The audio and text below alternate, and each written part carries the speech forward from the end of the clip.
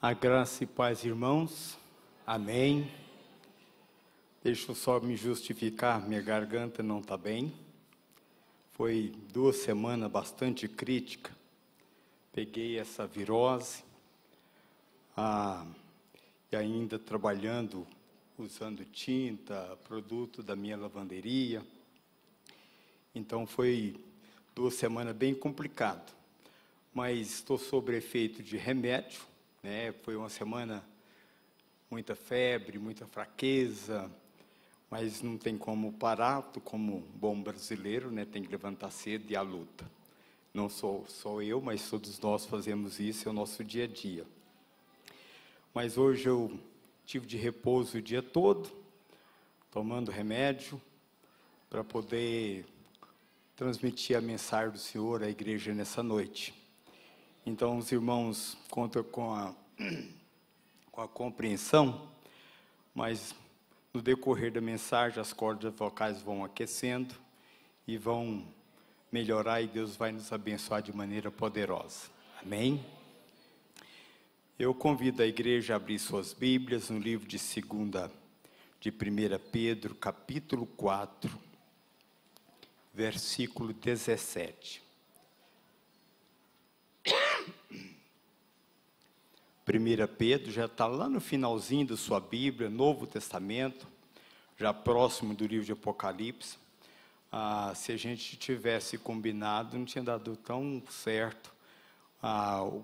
Hoje todas as músicas foram ministradas, com exceção de uma, baseada no capítulo 20 de João, mas todas as outras foram baseadas no livro de Apocalipse. A primeira canção falou da abertura dos 7 selos, depois falou da tribulação, depois falou do arrebatamento da igreja, e depois falou de Maria, quando Jesus aparece a Maria, quando ela vai ao túmulo. E nessa noite eu vou compartilhar com a igreja sobre a vinda de Jesus, a preparação da igreja para a vinda de Cristo. Culto de ceia, eu sempre gosto de ministrar sobre o sacrifício de Jesus, o que Ele fez por nós lá na cruz, ou falar sobre a vinda dEle, que nós estamos muito próximo desse advento que é a vinda do Senhor. Antes de nós lermos o texto, vamos orar ao Senhor, mesmo assentados, vamos curvar nossas cabeças, vamos pedir ao Senhor que Ele venha falar conosco, nos abençoar, nos preparar nosso coração para nós participar da ceia do Senhor nessa noite. Senhor Deus, te louvamos, te agradecemos pela boa mão do Senhor sobre nós. Pai, nessa noite, nós vamos participar da ceia do Senhor, onde nós relembramos do sacrifício perfeito e eficaz que o Senhor fez de uma vez por todas, não entrando com sangue alheio, mas entrando com teu próprio sangue no Santo dos Santos e oferecendo um sacrifício por todos nós. E por meio, meu Pai, do teu precioso sangue, o Senhor comprou homens e mulheres de todas as nações, tribos e raças, Deus, que vão um dia morar com o Senhor lá no céu. Eu peço ao Senhor que me abençoe, me dê graça, me direcione, use no poder do teu Espírito Santo, que a mensagem encontre, meu Deus, corações sedentos, um solo fértil, para que a semente, meu Pai, possa cair, Deus, germinar, Deus, e crescer, e frutificar, e dar frutos que permaneçam. Nos abençoe neste momento, em nome de Jesus, amém. 1 Pedro, capítulo 4, versículo 17.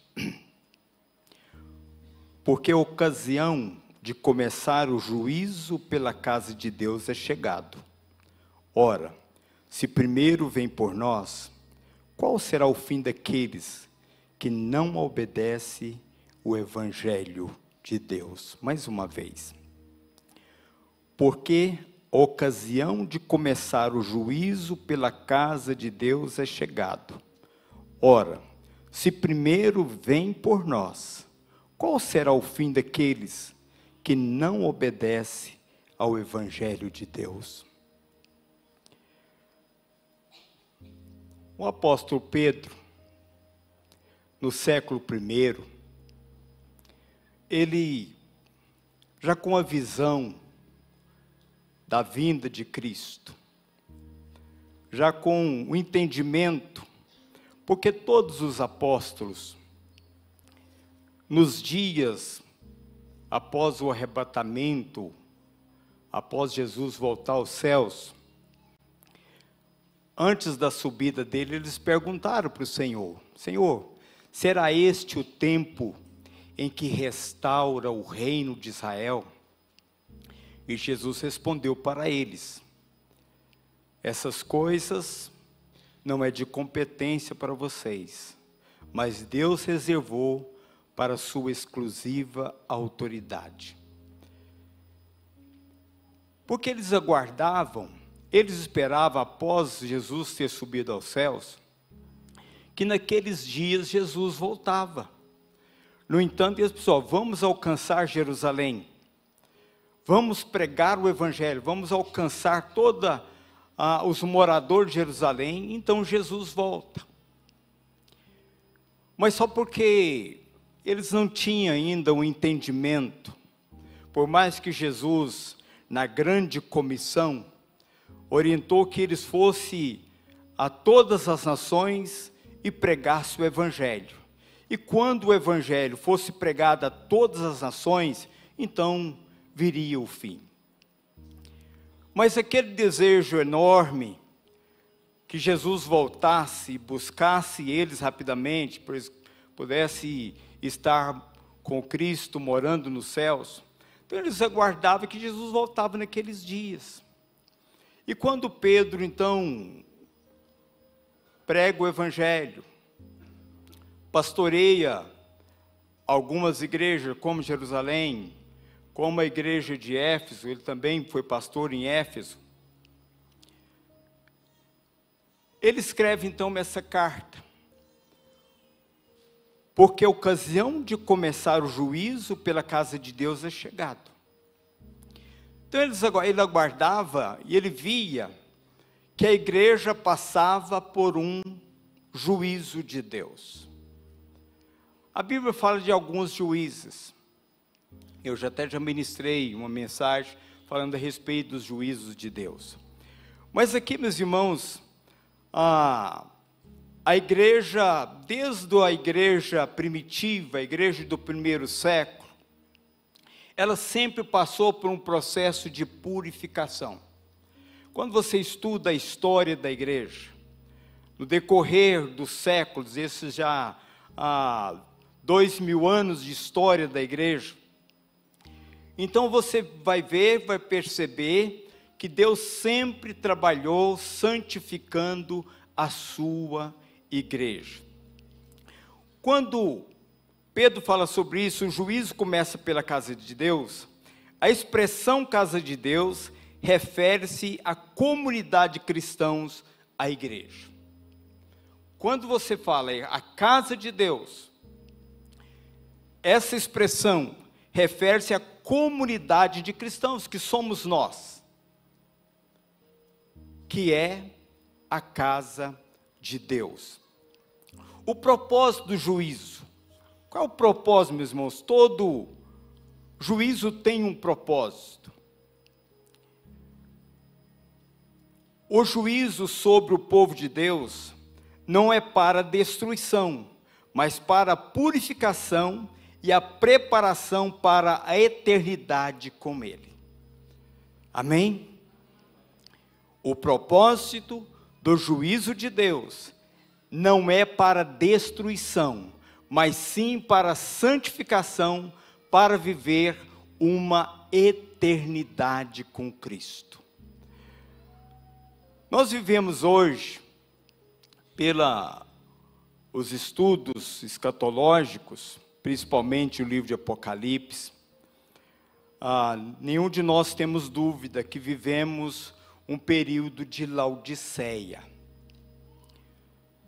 O período de Laodiceia é a última igreja das 7 igrejas de Apocalipse 2 e 3.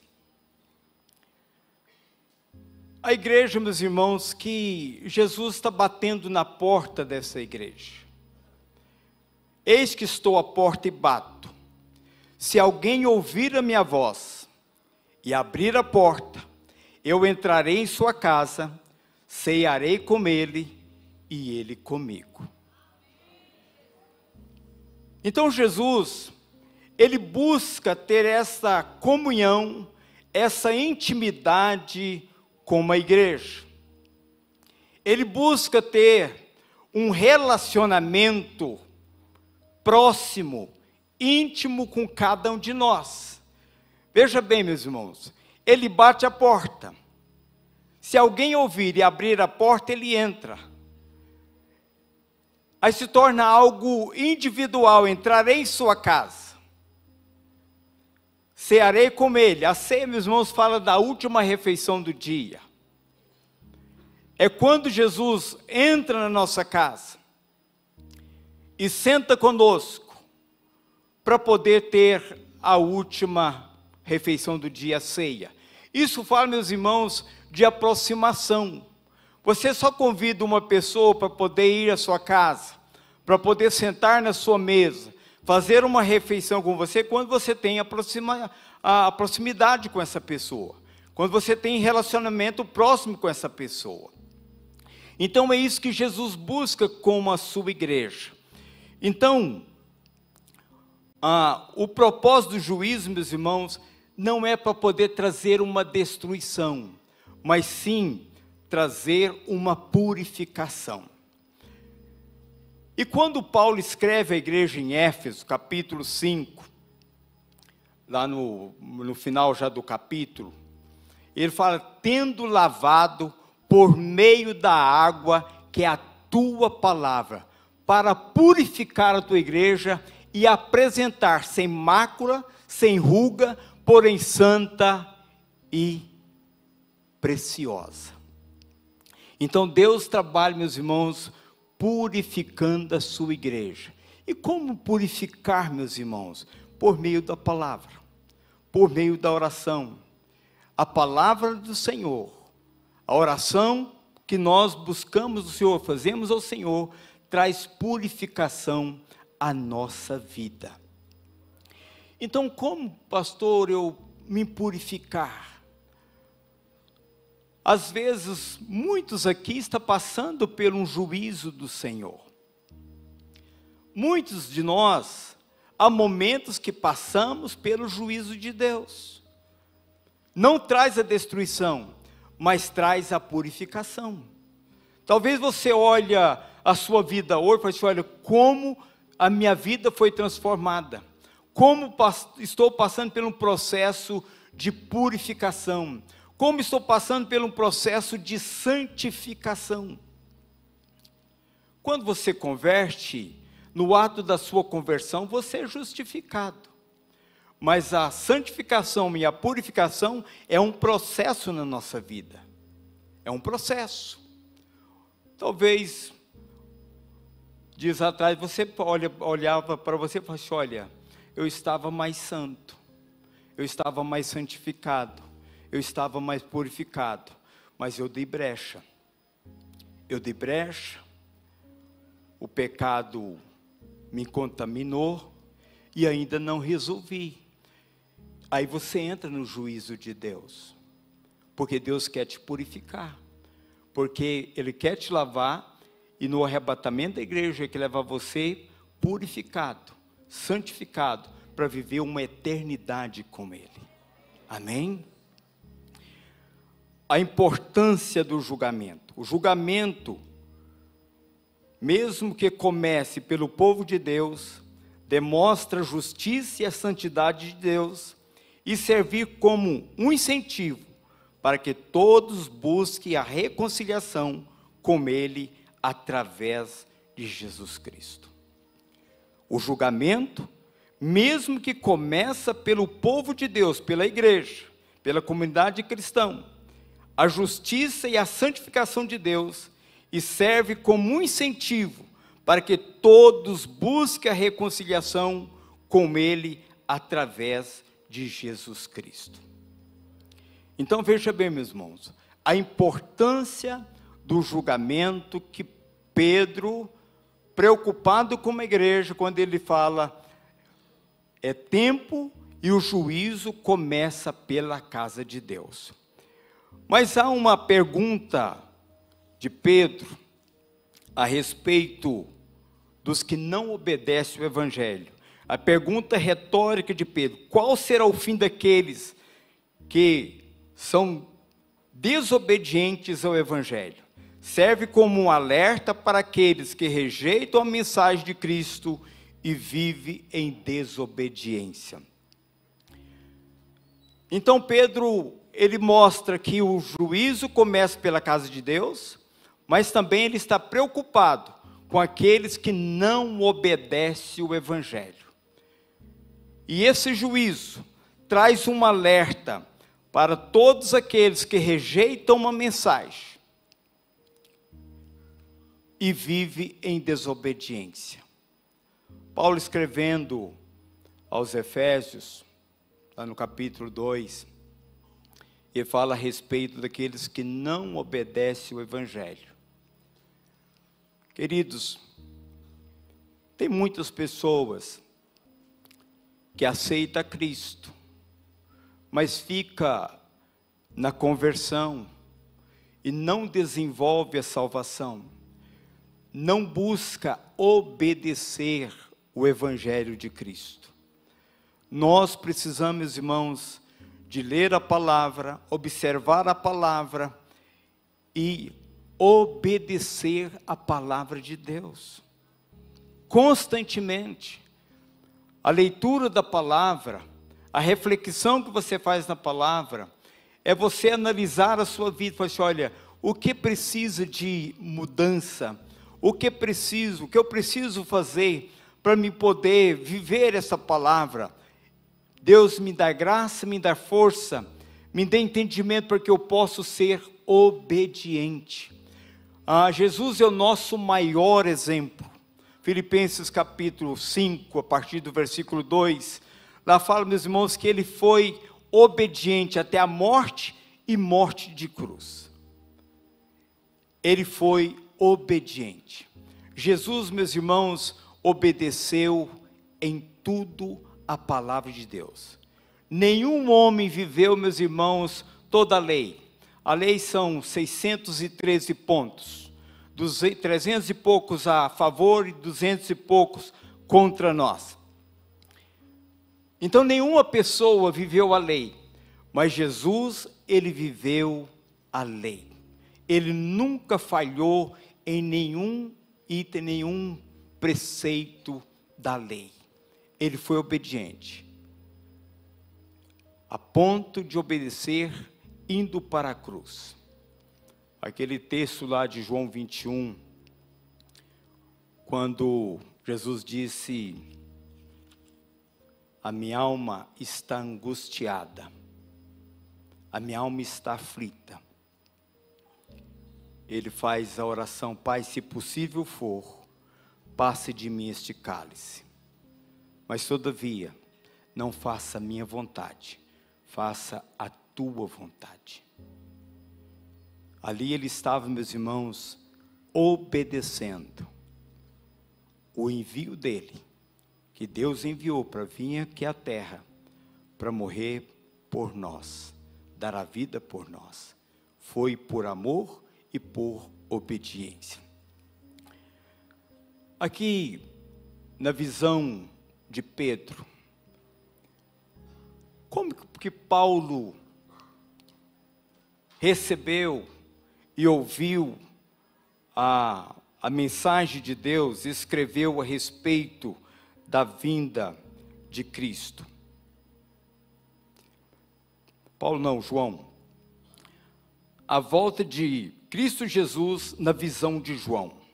Apocalipse capítulo 5, versículo 8 e 9. Apocalipse capítulo 5, versículo 8 e 9.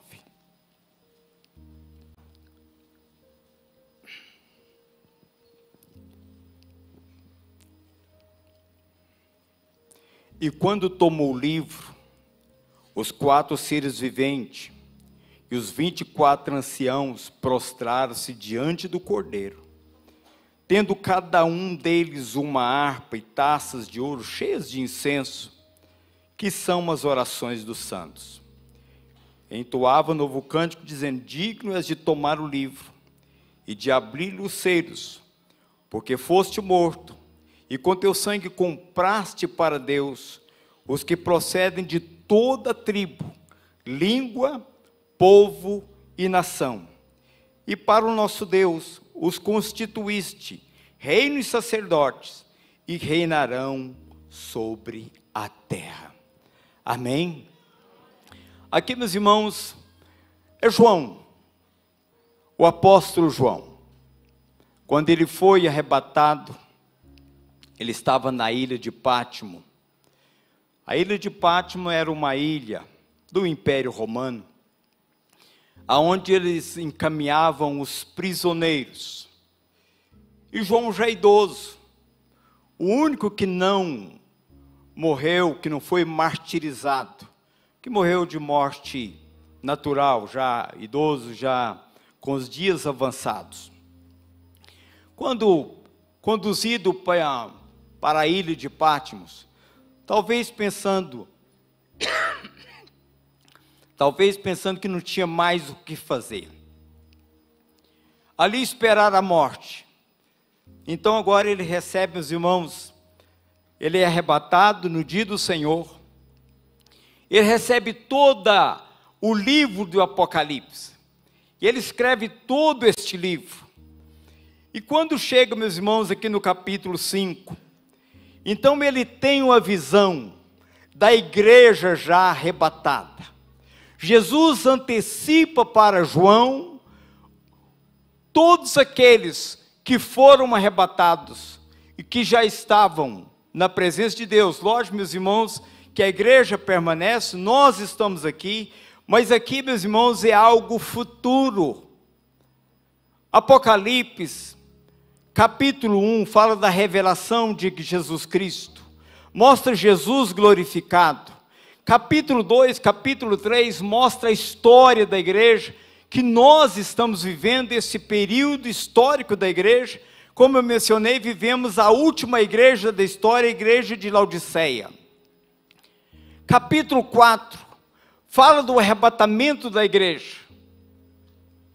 Quando João escreve no finalzinho ali, na transição do capítulo 3 para o capítulo 4, quando ele fala que ouviu uma voz do ressoar da última trombeta ao falar comigo, dizendo: sobe para aqui, e eu te mostrarei o que deve acontecer depois dessas coisas.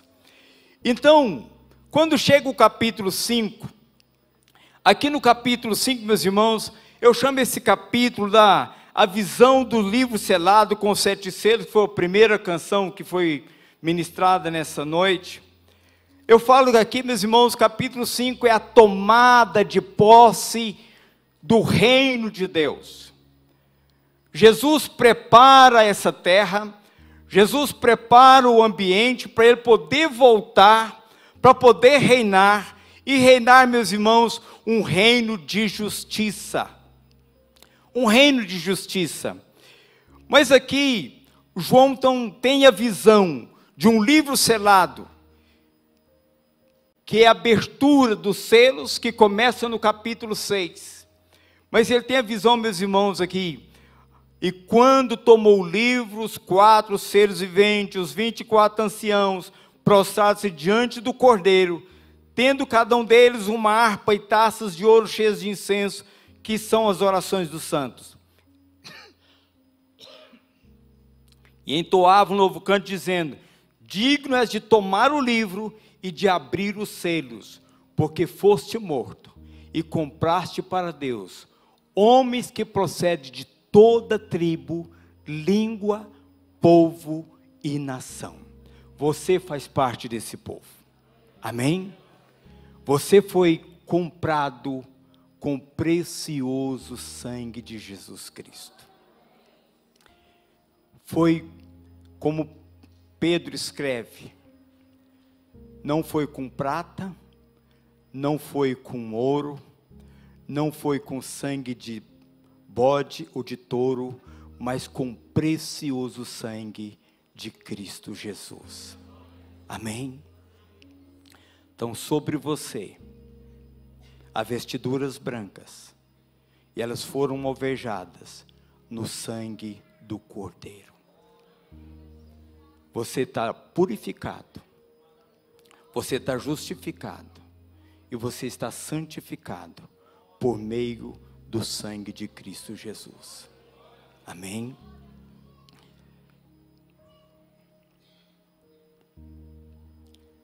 Apocalipse 7, 9 a 17.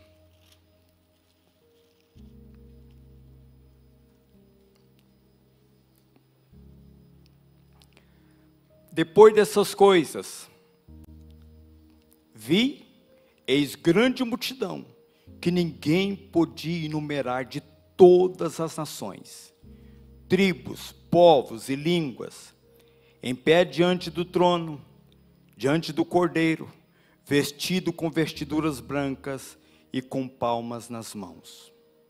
Clamava em grande voz, dizendo: ao nosso Deus que se assenta no trono e ao Cordeiro pertence a salvação.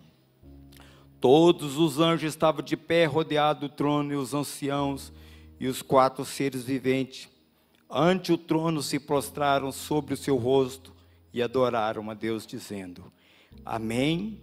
O louvor, a glória e a sabedoria, as ações de graça, a honra e o poder e a força sejam nosso Deus, pelos séculos dos séculos. Amém. Um dos anciãos tomou a palavra, dizendo: este que se veste de vestiduras brancas, quem são? Quem são e de onde vieram? Respondi-lhe: meu Senhor, tu sabes. Ele então me disse: são estes os que vêm da grande tribulação. Lavaram suas vestiduras e as alvejaram no sangue do Cordeiro. Razão porque se acham diante do trono de Deus e servem de dia e de noite no seu santuário. Aquele que se assenta no trono estenderá sobre eles o seu tabernáculo.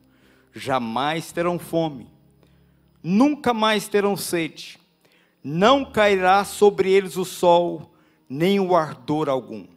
Pois o Cordeiro que se encontra no meio do trono os apacentará, e os guiará para as fontes da água da vida, e Deus lhes enxugará os olhos toda lágrima. Aqui, meus irmãos, Jesus mostra para João uma grande multidão. E aquela multidão estava vestida com vestiduras brancas, que foram alvejadas no sangue do Cordeiro. E todos eles tinham as palmas nas mãos. Chamou a atenção de João, falou: quem são estes? E de onde vieram? Então João pergunta: Senhor, tu sabes. Então o Senhor responde para ele: são estes que vêm da grande tribulação. Aqui João tem uma visão também antecipada de uma grande multidão, e o texto acima cita: são pessoas que vieram de todas as nações, raças, tribos, línguas e povos. Pessoas, meus irmãos, de todos os povos serão alcançados no período da grande tribulação. Muitas vezes as pessoas falam assim: olha, não haverá salvação no período da tribulação, porque o Espírito Santo de Deus será retirado. Negativo. O Espírito Santo de Deus não será retirado. Nós, meus irmãos, somos arrebatados por meio do Espírito Santo de Deus que habita em nós. No arrebatamento da igreja, a igreja será arrebatada por meio do Espírito Santo, que Jesus disse: não vos deixarei órfãos, enviarei outro Paracleto no grego. Que tal o professor de grego? Tem que tomar cuidado, né? Outro igual a mim. Mas agora, meus irmãos, estes aqui, após o arrebatamento da igreja, começa um período de tribulação. 7 anos de tribulação. Os primeiros 3 anos e meio será mais leve. Mas vocês viram na primeira canção as aberturas dos selos. Mas o 7º selo fica reservado para a segunda parte, que são 7 flagelos, que está lá no capítulo 16, 15 e 16 do Apocalipse. Mas na primeira fase, nos primeiros 3 anos e meio, nos 1260 dias, 1260 dias, que dá 42 meses, dividido por 12 dá 3 anos e meio, vai ser um pouco mais tranquilo. Mas a segunda parte da tribulação, os últimos 3 anos e meio, meus irmãos, será tenso, quando Jesus fala, tempo de angústia para Jacó, uma referência a Israel. Perseguição, meus irmãos, do inimigo, do anticristo, a nação judaica.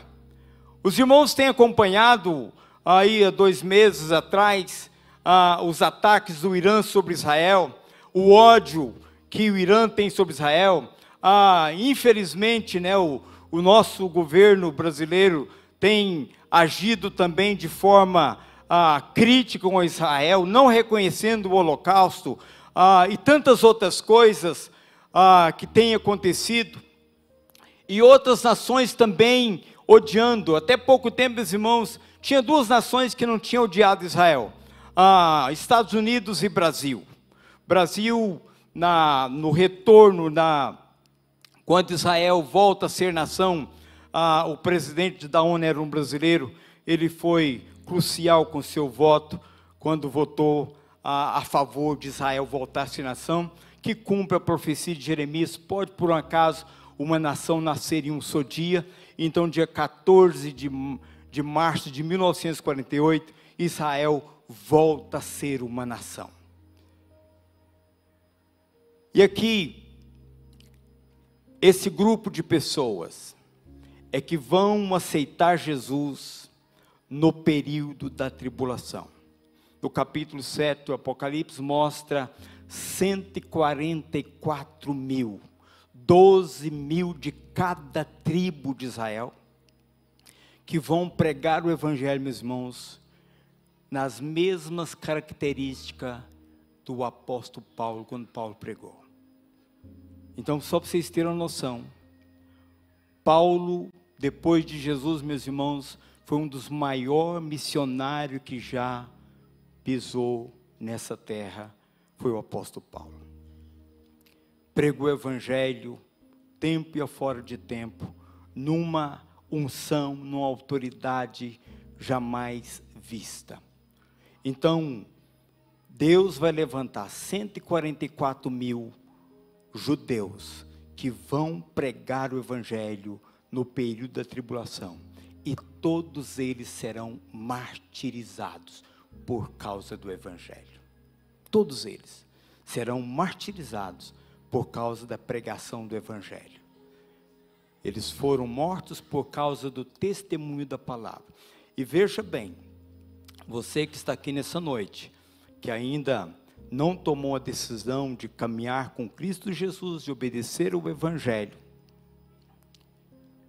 se a igreja for arrebatada hoje, se Jesus buscar a sua igreja hoje, começa o início da tribulação. Você tem a oportunidade de aceitar Jesus e não passar pela tribulação. Mas se você entrar pelo processo da tribulação, você tem uma oportunidade. Mas vai ser bem mais difícil para você viver o Evangelho. Você não terá essa liberdade que temos hoje, de cultuar de forma coletiva. Você não terá a liberdade de sair na rua pregando, falando que você é um cristão, porque virá, meus queridos, perseguição.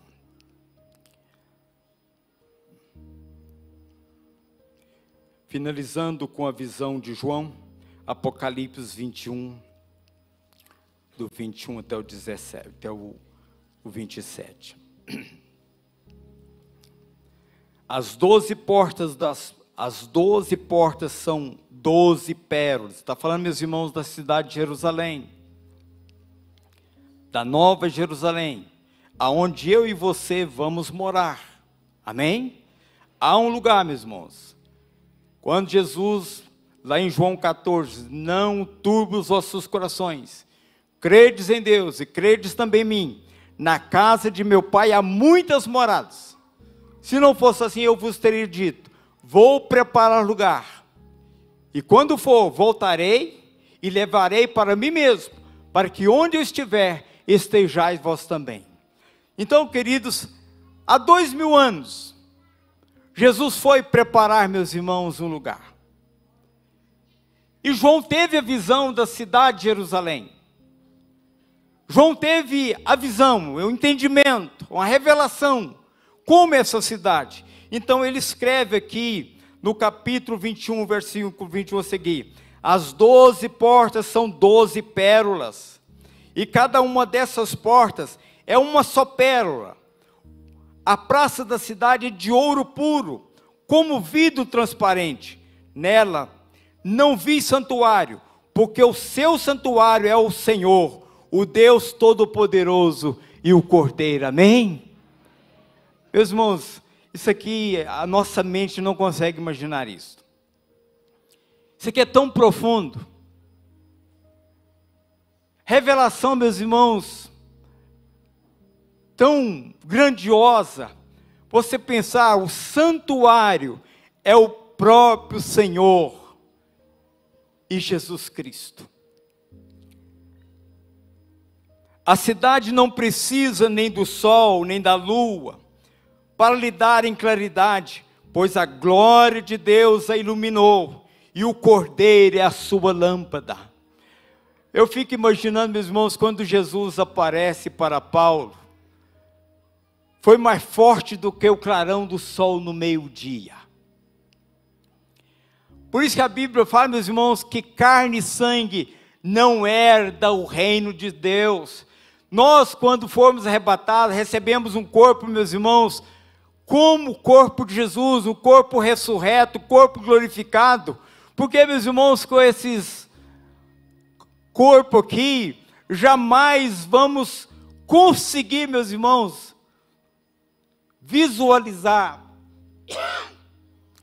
o resplendor da glória de Deus. Só num corpo ressurreto, um corpo espiritual, para nós contemplar, meus irmãos, o que João está relatando para nós.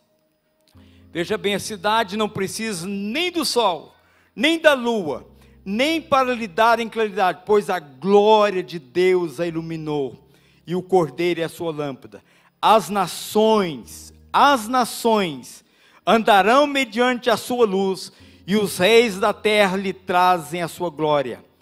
As suas portas nunca jamais se fecharão de dia, porque nela não haverá noite, e lhe trarão a glória e a honra das nações. Nela nunca jamais penetrará coisa alguma contaminada, nem que pratique a abominação e a mentira, mas somente os escritos no livro da vida. Amém? Seu nome está escrito no livro da vida. O dia que você confessou Jesus como Senhor Salvador, o seu nome foi escrito no livro da vida. Amém. É aqui, meus irmãos, que eu e você vamos morar. Aqui, meus irmãos, é só um período de passagem. Está difícil? segura as pontas. Não joga a toalha. Como diz o pastor Antônio, não fecha a Bíblia. Não desanime. A vitória, meus irmãos, está próxima. A vinda de Jesus está próxima. Não desista. Levanta cedo. Ore ao Senhor. Revista. Busca proteção. Traga uma blindagem sobre a sua vida. E vai à luta. As portas do inferno não prevalecerão contra ela, contra a igreja. Você é a igreja do Senhor Jesus. Na visão de Paulo, vou ser mais sucinto agora. A volta de Jesus na visão de Paulo. Em 1 Coríntios capítulo 15. 1 Coríntios capítulo 15.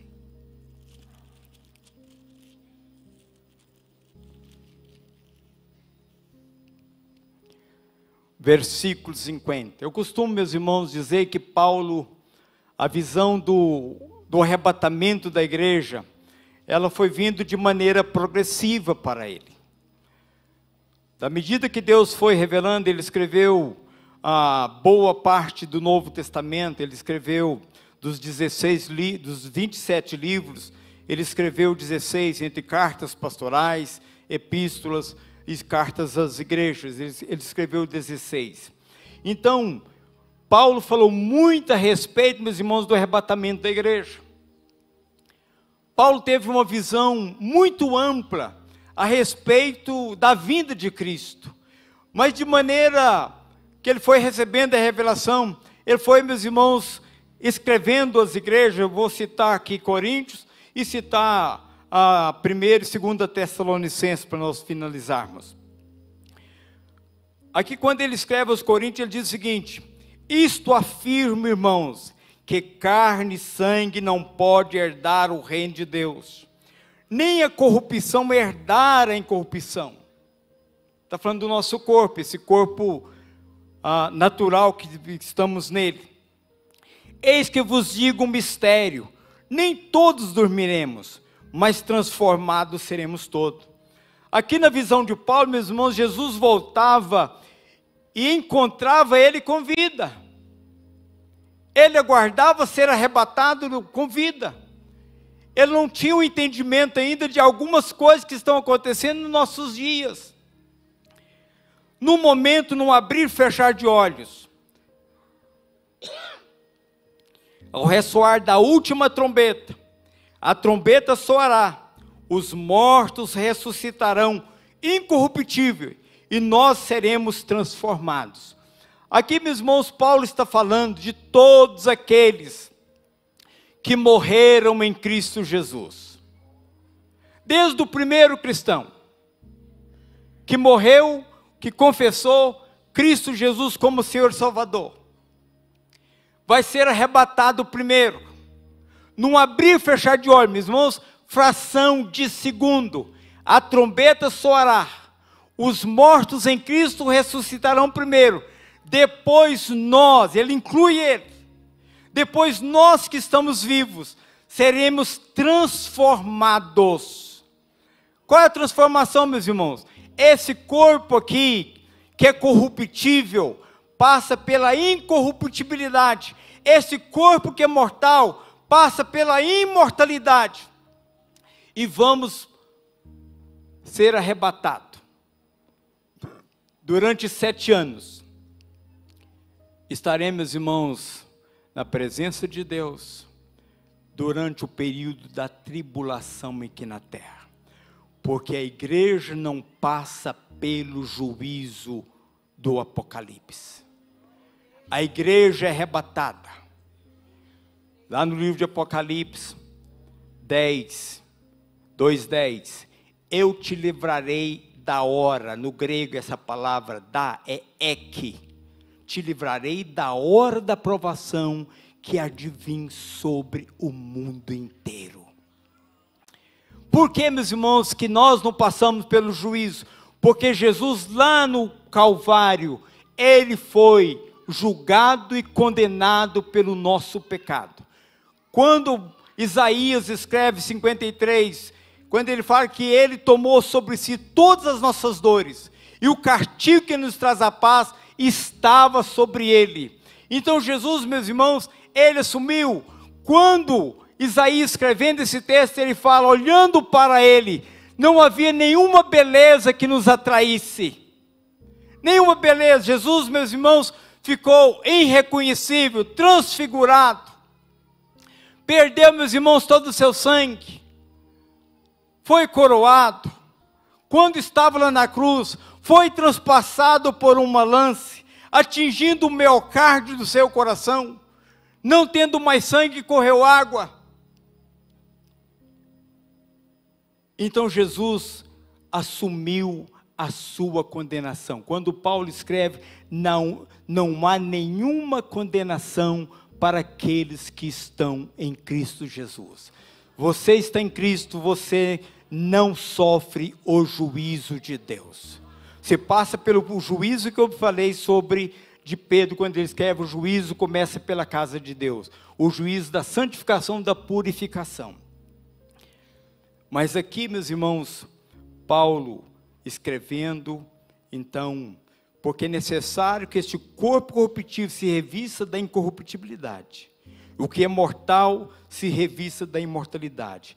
E quando este corpo corruptível se revestir da incorruptibilidade, o que é mortal se revestir da imortalidade, então se cumprirá a palavra que está escrita. Tragada foi a morte pela vitória. Meus irmãos, aqui é a nossa última batalha. Estamos, meus irmãos, numa corrida. Estamos, meus irmãos, numa caminhada. Mas o arrebatamento da igreja, a minha alma foi salva e o meu corpo também será salvo. Amém? O teu corpo, que carrega a semente do pecado, a natureza adâmica, no arrebatamento da igreja, ele passa, meus irmãos, por um processo de transformação. Você vai receber um corpo igual ao corpo de Cristo Jesus. Um corpo glorificado, um corpo ressurreto. É com este corpo que você vai contemplar a glória de Deus na sua totalidade. Amém? Paulo, escrevendo aos Tessalonicenses, capítulo 13.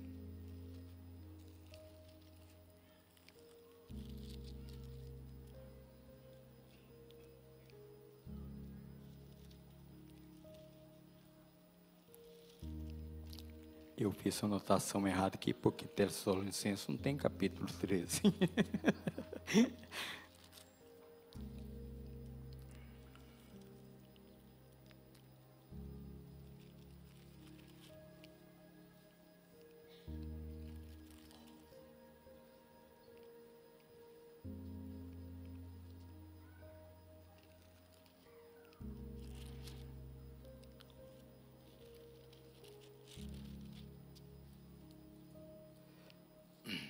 Capítulo 5.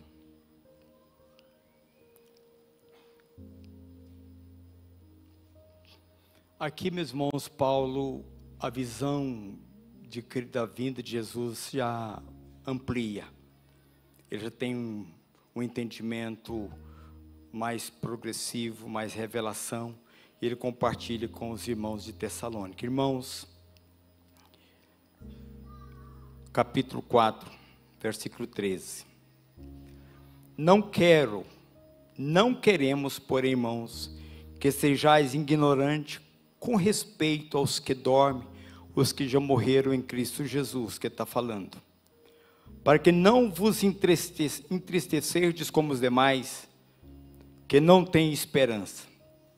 Pois se cremos que Jesus morreu e ressuscitou, assim também Deus, mediante Jesus, trará em sua companhia os que dormem. Ele amplia, meus irmãos, a visão de 1 Coríntios 15, a respeito dos que dormem, ressuscitarão primeiro. Ora, ainda vos declaro que, por palavra do Senhor, isso nós, os vivos, os que ficamos até a vinda do Senhor que aproxima, de modo algum procederemos os que dormem. Porquanto o Senhor mesmo, dada a sua palavra de ordem, ouvido a voz do arcanjo e ressoada a trombeta de Deus, descerá dos céus, e os mortos em Cristo ressuscitarão primeiro. Depois nós, os vivos, os que ficamos, seremos transformados juntamente com Ele, entre nuvens, para o encontro do Senhor nos ares. Assim estaremos para sempre com o Senhor. Consolai-vos uns aos outros com estas palavras. Aqui, meus irmãos, Paulo traz esperança ao nosso coração, aqueles que morreram em Cristo. Consolai-vos uns aos outros com essas palavras. Jesus, meus irmãos, quando Ele vier buscar a sua igreja, Ele não coloca os seus pés aqui na terra, Ele vem até as nuvens. Por isso que eu disse, por meio do Espírito Santo que habita em nós, seremos, meus irmãos, arrebatados aí ao encontro do Senhor. Então Paulo está compartilhando essa palavra. Consolai-vos uns aos outros, porque Jesus virá e vai buscar a sua igreja, e estaremos para sempre com o Senhor. 2 Tessalonicenses capítulo 2. Irmãos, no que diz respeito à vinda do nosso Senhor Jesus Cristo, a nossa reunião com Ele, nós os exortamos, que não vos demovais da vossa mente com facilidade, nem vos perturbeis, quer por espírito, quer por palavra, quer por epístola, como se procedesse de nós, supondo tenha chegado o dia do Senhor. Meus irmãos, nos dias da igreja primitiva, levantou alguns grupos heréticos,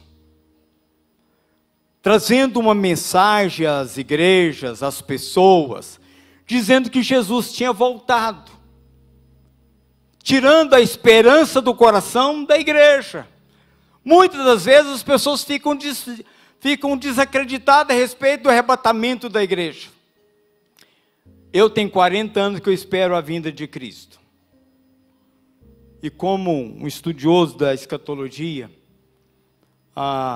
me chama muita atenção, ultimamente eu tenho um pouco desatualizado da geopolítica e muitas coisas que acontecem, devido à carga excessiva de trabalho, mas eu estou organizando para me poder voltar e dedicar bastante os estudos da Palavra de Deus, da leitura, de assuntos concernentes como os últimos acontecimentos que estão acontecendo.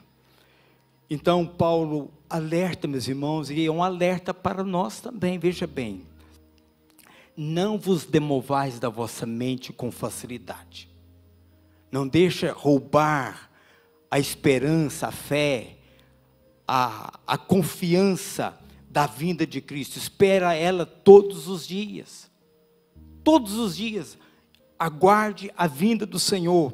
Veja bem, não vos demovais da vossa mente com facilidade, nem vos perturbeis, quer por espírito, quer por palavra profética, quer por palavra compartilhada, ministrada, que fala que Jesus não virá mais, Jesus já veio, quer por epístola, uma carta escrita, como se procedesse de nós, supondo tenha chegado o dia do Senhor. Ninguém de nenhum modo vos engane, porque isso não acontecerá, sem que primeiro venha a apostasia e seja revelado o homem da iniquidade, o filho da perdição. Agora Paulo já tem um entendimento mais amplo. Agora ele já está compartilhando, meus irmãos, a respeito do anticristo. Esse anticristo, ele aparece lá no capítulo 12 do Apocalipse, quando ele, meus irmãos, entra no templo, que vai ser construído em questão de meses. Tudo está pronto, tudo está organizado. O templo vai ser reerguido. O sacrifício volta novamente, o sacrifício de Levítico, Deuteronômio, Números, aquele sacrifício que os sacerdotes faziam todas as manhãs, todas as tardes. Já aconteceu, meus irmãos, na história passada. Antíoco Epifânio, ele entra no templo, ele contamina o templo, ele borrifa fezes de porcos nas paredes do templo, ele contamina o templo. Assim também o anticristo, que Paulo está falando, o homem da iniquidade, o filho da perdição, ele vai ser revelado. Quando surgem, meus irmãos, esses movimentos políticos, quando há mudança de governo, como o governo americano, como esse Elon Musk que está na mídia, quando morre um papa, como morreu, e veio um novo papa, saem muitas especulações. Muitas especulações. Quem é o anticristo? Quem é esse homem? Acredito, meus irmãos, que o anticristo, ele já está entre nós.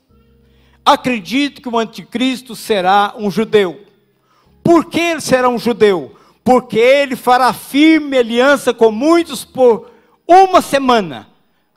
Lá no Daniel, capítulo 9, versículo 27. Ele fará firme aliança com muitos por uma semana. Na metade da semana fará cessar o sacrifício costumado.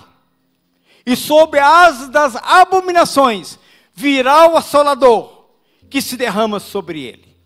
Aqui, meus irmãos, quando esse anticristo, que os judeus esperam, que eles não reconheceram Jesus como Salvador, eles esperam, meus irmãos, o Messias vir. E quando o anticristo vier, ele vem, meus irmãos, como se fosse o Cristo Jesus. Por isso que ele vai fazer aliança com os judeus. Mas na metade da semana ele quebra essa aliança.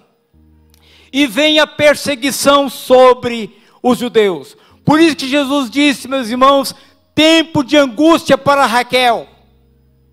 Tempo de angústia para Raquel. Nos dias, meus irmãos, passado, houve uma guerra que o sangue nas ruas de Jerusalém correram pelos freios, pelas canelas dos cavalos. Mas nesse dia, a perseguição sobre Israel, o texto revela que o sangue vai correr pelos freios dos cavalos. Nunca houve tanto derramar de sangue como haverá no período da transição da primeira parte para a segunda parte da tribulação. Então Paulo está trazendo essa revelação, esse entendimento, que primeiro o homem da iniquidade vai ser revelado, o homem da iniquidade, o filho da perdição, o qual se opõe e se levanta contra tudo que se chama Deus, ou objeto de culto, a ponto de assentar-se no santuário de Deus, ostentando-se como se fosse o próprio Deus. Por isso que lá no capítulo 12 de Apocalipse eu chamo da trindade satânica. O dragão, a falsa besta e o falso profeta. Esse homem, meus irmãos, vai sentar no templo, como se fosse o próprio Deus, e vai profanar o santuário de Deus. Pastor Antônio trouxe uma mensagem um mês atrás, falando de várias coisas, que já é bem atual, falando o anticristo vai falar com as pessoas, mostrando, meus irmãos, toda essa tecnologia atual de hoje, que está acontecendo. Então, este homem vai ser revelado. Ele está, meus irmãos, para poder se aparecer para o mundo inteiro, quem será este homem? Mas existe, meus irmãos, algo que o detém, que é a igreja. A igreja ainda o detém. É o versículo que eu não li, o último versículo. Quando a igreja, meus irmãos, for arrebatada, ele entra em ação para poder fazer tudo aquilo que ele vai propôs a fazer. Então, graças a Deus, que nós, igreja do Senhor Jesus, não vamos passar por isto. Jesus, meus irmãos, está preparando a sua igreja. Jesus está preparando o seu povo. Uma igreja gloriosa, santificada, para viver toda uma eternidade com Ele. E você faz parte deste povo. Amém?